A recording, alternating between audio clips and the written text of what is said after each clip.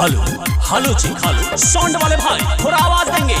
जी हाँ, श्री श्री 108 नवयुवक सरस्वती पूजा समिति आप तमाम ग्रामवासियों का हार्दिक अभिनंदन करती है और करती रहेगी। उठाइए दोनों हाथ और कहिए प्रेम से सरस्वती माता की। सरस्वती मैया के होय छे भसान रे, कमिटी रंगदार छे नहीं करे परेशान रे। सरस्वती मैया के होय छे भसान रे, कमिटी रंगदार छे नहीं करे परेशान रे। डीजे बजा सब डांस करते, सब मिल रहते नहीं कोई लड़ते। अबीर गुलाल लाल लाल उड़ते, लाल लाल उड़ते।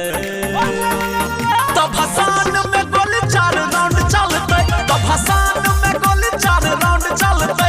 अहुबेर भसान में गोली चलते। सभी पूजा कमेटी सदस्य आग्रह है कि डीजे को धीरे धीरे आगे बढ़ने दे, क्योंकि भक्तजनों का भीड़ बढ़ चुका है और गैदरिंग होने की संभावना है। घूमते टरोली पूरा हिलते इलाका, मैया के भसान में है धमाका। और बाबू हिलाका घूमते टरोली पूरा हिलते इलाका, मैया के भसान में है धमाका। डीजे बजा सब डांस करते, सब मिल रहते नहीं कोई लड़ते। अबीर गुलाल लाल लाल उड़ते, लाल लाल उड़ते। तो भसान में गोली 4 राउंड चलते, तो भसान में गोली 4 राउंड चलते। अहुबेर भसान में गोली चलते।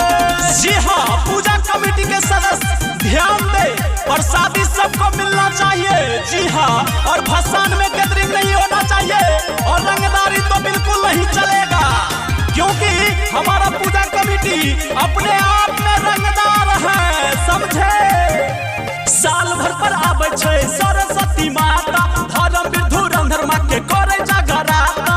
अरे बाबू हिला दहो। साल भर पर आवे छे सरस्वती माता, धर्मवीर धुरंधर माँ के करे जगराता। डीजे बजा सब डांस करते, सब मिल रहते नहीं कोई लड़ते। अबीर गुलाल लाल लाल उड़ते, लाल लाल उड़ते।